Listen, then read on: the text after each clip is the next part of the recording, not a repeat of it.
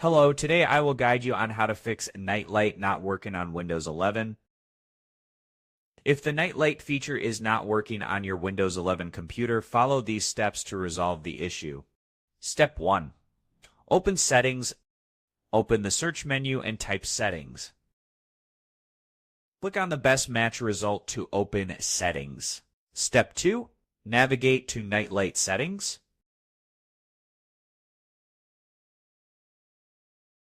On the left panel, select System. On the right panel, click on Display. Under Brightness and Color, select Nightlight Settings. Step 3. Enable and adjust Nightlight. Click on Turn On to enable Nightlight.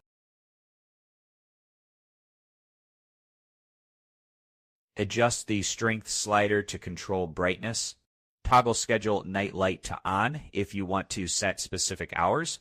If nightlight was not visible, adjusting the brightness might help. Also, scheduling nightlight can also improve functionality.